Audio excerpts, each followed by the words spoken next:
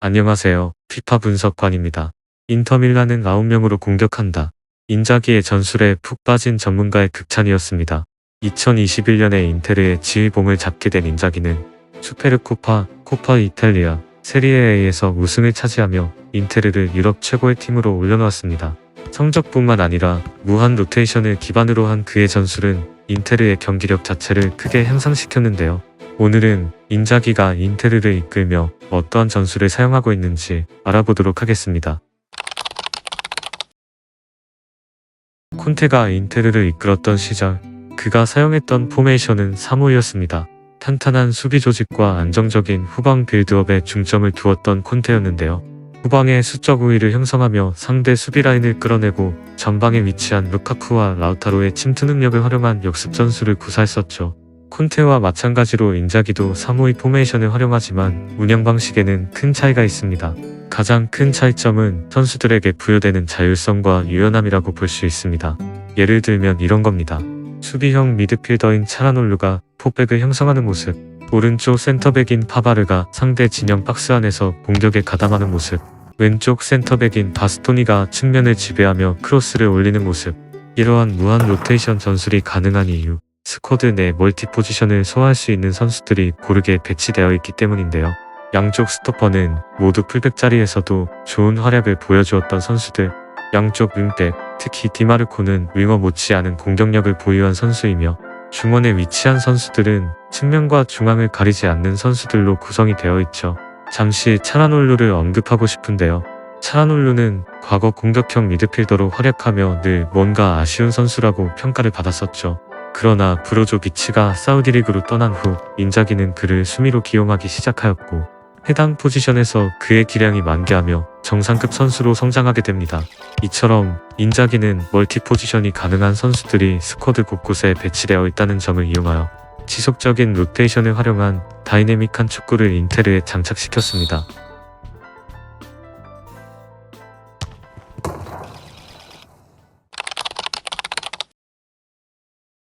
크게 3백과 4백 빌드업 형태로 나뉘는 인테르의 후방 빌드업, 두 가지 형태 모두 구현해보았습니다. 본인에게 더 맞는 전술을 선택하시면 되겠습니다. 우선 3백 빌드업을 살펴보면 바스토니, 아체르비, 파바르가 백3를 형성하고 차라놀루가 앞을 받쳐주는 3-1 빌드업 형태입니다. 이때 윙백은 높게 전진해주며 다르미안보다는 디마르코가 더 높게 올라가주었죠. 키퍼가 센터백에게 패스를 주면 센터백은 차라놀루를 찾았습니다. 차라놀루의 정확한 패스 능력 및 킥 능력은 잘 알려져 있으며 그를 중심으로 공이 전개가 되었습니다. 이때 특이한 점은 파바르는 본인의 포지션에서 벗어나지 않는 반면 바스토니는 점점 측면으로 빠져주며 후방에 3명만 남게 되는데요. 측면을 따라 오버래핑을 하기 전에 움직임이라고 할 수 있죠. 이 장면을 보시면 빌드업 시 3백을 형성하는 수비진 차라놀루는 백3 앞에 위치하며 공을 순환시켜줍니다. 이때 바스토니는 점점 측면으로 빠져주는데요. 바스토니가 전진하기 시작하며 후방에는 3명만 남아있죠. 다시 공을 받은 차라놀루는 정확한 롱패스 능력으로 반대쪽에 위치한 다르미안에게 스위칭해줍니다. 4백 빌드업 형태로 넘어가 보시죠. 4백 빌드업 시 양쪽 윙백은 높게 전진해주고 좌우 센터백이 풀백처럼 넓게 벌려줄 때 차라놀루가 센터백 위치까지 내려와주며 4백을 형성해 주었습니다. 두 명의 미드필더는 수비라인 앞에서 공을 받아주기 위해 활발하게 움직여 주었죠.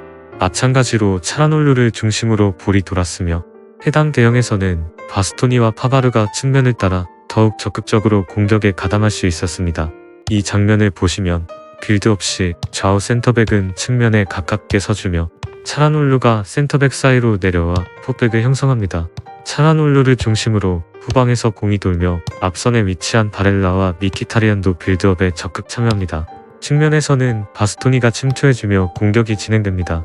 이처럼 인자기의 인테르는 후방에 바스토니와 파바르를 보유함과 동시에 차라놀루가 수비형 미드필더 자리에서 뛰어난 활약을 보여주며 상당히 유연하면서도 다양한 형태로 빌드업을 전개할 수 있었습니다.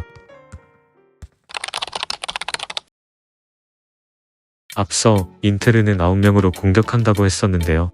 좌우 센터백인 바스토니와 파바르도 적극적으로 공격에 가담해주기 때문이죠.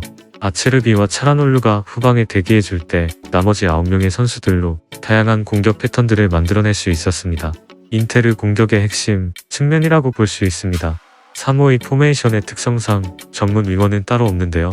디마르코와 다르미안의 경우 윙백이지만 뛰어난 공격력을 바탕으로 마치 윙어처럼 활약해 주었죠. 특히 왼쪽 측면에서 디마르코는 빠른 스피드와 정확한 크로스 능력을 바탕으로 많은 공격 포인트를 기록하였습니다. 인테르의 측면 공격 패턴은 좌우 센터백의 공격 가담으로 더욱 다양해졌습니다. 파바르의 경우 측면과 하프 스페이스를 따라 움직이며 박스 안으로 침투해주는 움직임이 눈에 띄었고, 바스토니는 왼쪽 측면을 따라 과감하게 전진하여 박스 안으로 올려주는 크로스의 퀄리티가 상당히 좋았습니다. 이 장면은 오른쪽 센터백인 파바르가 공격에 가담하는 장면입니다.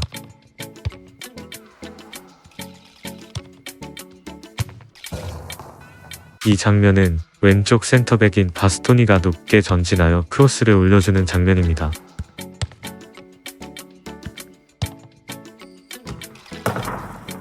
윙백과 센터백들이 모두 높게 전진해주며 부분 전술로 공격을 풀어나가는 경우도 있었습니다.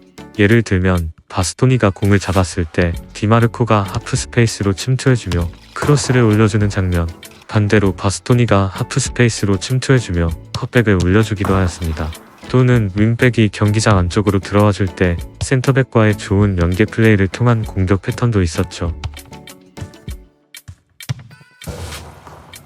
수비수들 뿐만 아니라 미드필더와 공격수도 측면을 적극 활용하였는데요. 다르미안은 디마르코보다 파괴력이 떨어지기에 티람과 바렐라는 뛰어난 기동력을 앞세워 오른쪽 측면으로 빠져주며 공격을 이끌었습니다. 이 장면은 바렐라가 측면으로 빠져주며 공격을 이어나가는 장면입니다.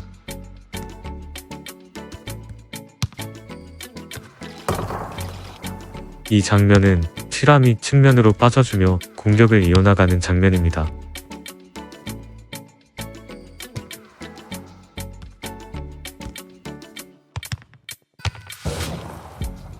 차라놀루, 그는 인테르 공격에 강력한 무기를 달아주었습니다.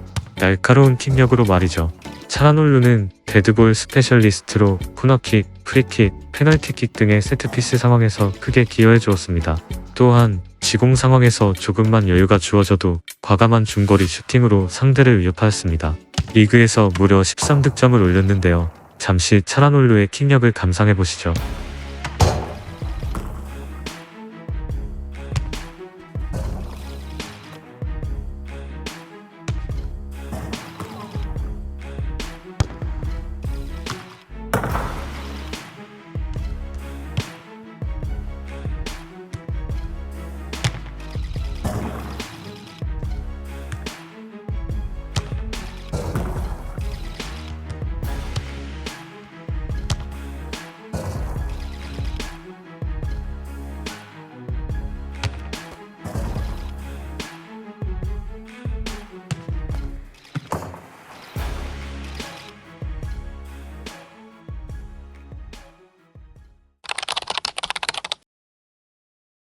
콘테와 인자기의 또 다른 차이점, 전방 압박이었습니다.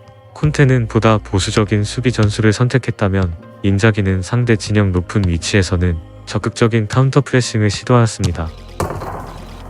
이때 양쪽 윙백까지 압박에 참여하며 수비 라인을 상당히 높게 끌어올리게 됩니다. 만약 상대가 인테르의 압박을 풀어나오면 아체르비가 똑똑한 상황 판단 능력으로 상대의 역습을 차단해 주었습니다. 그러나 인자기는 맨시티, 리버풀과 같이 전방 압박을 극한으로 주문하지는 않았는데요. 상대의 지공 상황에서는 경기장 중앙에서 어느 정도 형태를 갖추는 데 집중하였으며, 이때 윙백이 한 칸 내려가며 파이브백을 기반으로 한 5-3-2 대형을 갖추었습니다.